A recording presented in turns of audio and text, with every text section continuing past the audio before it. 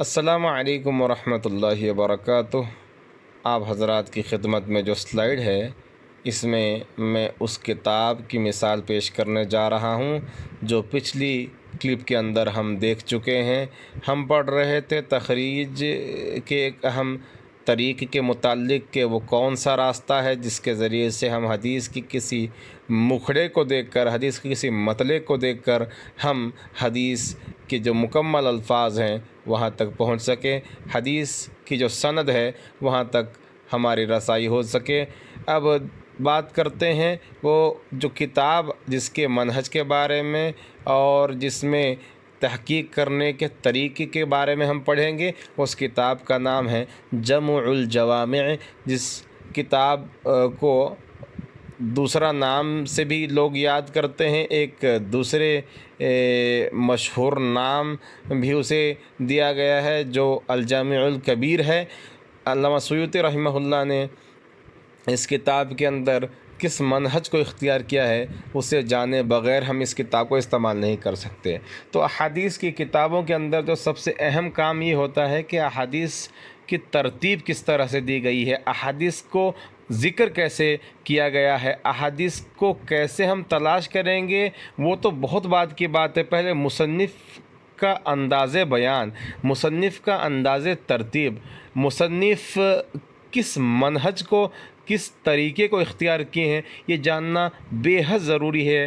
اس کے بغیر اگر ہم تھوڑی بہت معلومات حاصل کر کے حدیث تلاش کرنا شروع کر دیں تو اناڑی کی طرح ہم ایک حدیث کو ڈھونڈنے کے لیے سالوں سال لگا دیں گے، پھر بھی نہیں ملے گی، کیونکہ ہم کو پتہ ہی نہیں ہے کہ حدیث کو ڈھونڈتے کیسے ہیں، اس کتاب کو لکھی کیسے گئی ہے۔ اب آئیے ہم بات کرتے ہیں کہ امام سیوطی رحمہ اللہ نے کیسے احادیث کو اس کتاب کے اندر مرتب کیا ہے۔ اراد السیوطی رحمہ اللہ تعالی یجمع الاحادیث النبویۃ کلها فی کتاب واحد۔ امام سیوطی رحمہ اللہ نے اس کا ارادہ کیا کہ وہ تمام احادیث النبویہ کو ایک کتاب کے اندر جمع کر دیں۔ فقسم الکتاب الی قسمین، تو انہوں نے کتاب کو دو قسموں میں بانٹ دیا، قسم للاحادیث القولیہ والقسم الآخر للاحادیث الفعلیہ۔ ایک قسم تو وہ جس میں احادیث قولیہ مذکور ہیں اور ایک قسم وہ جس میں احادیث فعلیہ مذکور ہے۔ احادیث قولیہ اور فعلیہ کیا ہے یہ آپ کو بخوبی معلوم ہے، اس کے بارے میں مزید طول دینے کی ضرورت نہیں ہے۔ آگے بڑھتے ہیں، کہہ رہے ہیں ورتب الاحادیث القولیہ علی حسب حروف الہجا۔ یہاں سے ان کے کتاب کا جو منہج ہے یہ واضح کیا جا رہا ہے۔ غور سے سنیے، ورتب الاحادیث القولیہ، جو قولی احادیث اس کتاب کے اندر ہے اس کو حروف الہجا کے اعتبار سے مرتب کیا گیا ہے۔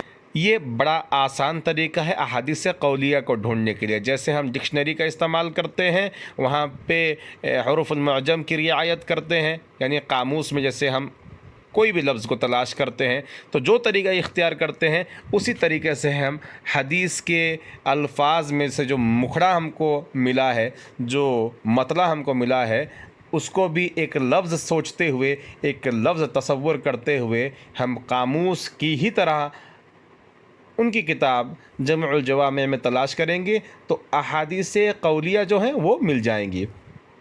جہاں تک معاملہ حدیث فعلیہ کا ہے، اس کے بارے میں دیکھیے، رتب الحدیث الفعلیہ علی حسب الصحابہ، تو انہوں نے صحابہ کے نام پر جو ہے، صحابہ کی ترتیب پر جو ہے احادیث فعلیہ کو ذکر کیا، جیسے مسند وغیرہ کے اندر ہوا کرتا ہے۔ اب مسند کیا ہے تو اس کے بارے میں آپ جان لیجئے کہ صحابہ کے نام کے اعتبار سے، یعنی ایک صحابہ کی جتنی احادیث ہے ایک جگہ جمع کر دی جاتی ہے، اس کو مسند کہا جاتا ہے۔ جیسے کہ مسند امام محمد ہے، مسند ابی داؤد الطیالسی ہے، اور دیگر کتابیں ہیں جو مسانید کے نام سے معروف ہیں، آپ کتابوں کے اندر دیکھ سکتے ہیں۔ اور آگے چلتے ہوئے کہتے ہیں کہ صحابہ کے نام کے اعتبار سے حدیث فعلیہ کو انہوں نے جمع کیا، لیکن انہوں نے کس سے شروع کیا ہے یہ بات آپ یاد رکھیے۔ ایسا نہیں ہے کہ آپ سب سے پہلے حروف معجم کے اعتبار سے صحابہ کو ڈھونڈنا شروع کر دیں، ایسا نہیں ہے۔ آپ ایسا کریں گے ضرور، لیکن اس سے پہلے آپ عشرہ مبشرہ سے تلاش کرنا شروع کریں گے۔ یعنی وہ کہتے ہیں ورتب الاحادیث الفعلیۃ علی حسب الصحابۃ فبدأ بالعشرۃ المبشرین بالجنہ۔ پہلے عشرہ مبشرہ کو انہوں نے ذکر کیا ہے، جن کو ایک ہی مجلس کے اندر نبی صلی اللہ علیہ وسلم جنت کی بشارت سنائی تھی۔ ان کے نام سے جو بھی احادیث آئیں گی ایک ایک صحابی کے تحت وہ تمام حدیث کو ذکر کر دیا جائے گا. مثلا عثمان غنی رضی اللہ تعالیٰ عنہ، ان کے تحت ان سے مروی جو بھی حدیثیں ایک جگہ جمع کر دی گئی ہیں. تو آپ عثمان رضی اللہ تعالیٰ عنہ کے لیے عین جا کے وہاں پہ ڈھونڈیں گے اور شروعات میں نہیں ڈھونڈیں گے تو آپ کو حدیث نہیں ملے گی. پہلے ابوبکر صدیق رضی اللہ عنہ، پھر عمر رضی اللہ تعالیٰ عنہ، پھر عثمان رضی اللہ تعالیٰ عنہ کی حدیث کو تلاش کرنی پڑے گی، نہ کہ آپ ادھر چھوڑ کے عین میں ڈھونڈیں گے تو وہاں پہ آپ کو حدیث نہیں ملے گی.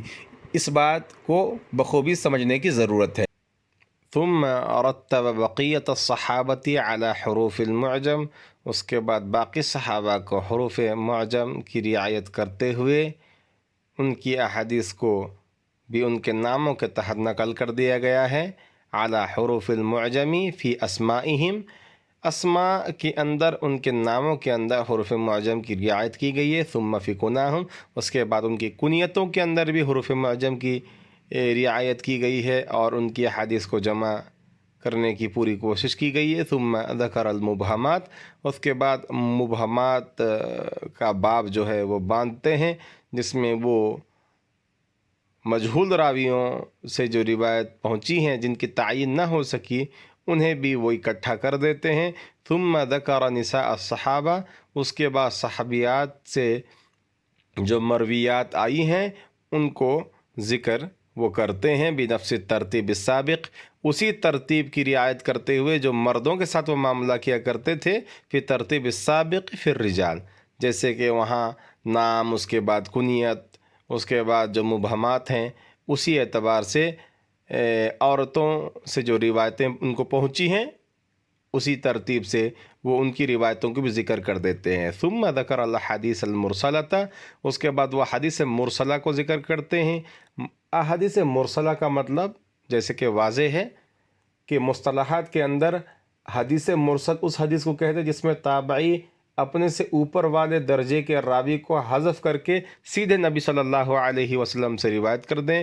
یعنی ان تابعین کو بھی انہوں نے حروف معجم کی رعایت کرتے ہوئے ایک جگہ اکٹھا کر دیا ہے، اس میں بھی انہوں نے نام اور کنیتوں کی رعایت کی ہے. لیکن یاد رکھنے کی ضرورت ہے کہ جو مرسل احادیث ہیں بہت کم ہی آپ کو میسر ہوں گے اس کتاب کے اندر، اس لیے انہوں نے کہہ دیا وَهَؤُلَاءِ قِلَّةٌ، وہ بہت قلیل مقدار میں ہیں.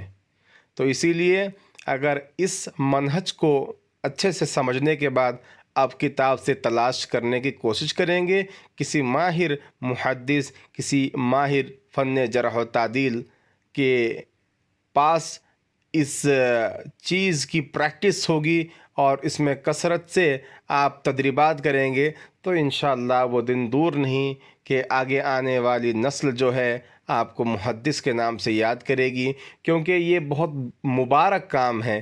اس میں بہت قلیل اور نادر لوگ ہیں جو کام کرتے ہیں، جو حدیث میں اشتغال کو اپنا اوڑھنا بچھونا بناتے ہیں. اللہ تعالی ہم تمام حضرات کو اس کی توفیق دے. والسلام علیکم ورحمۃ اللہ وبرکاتہ.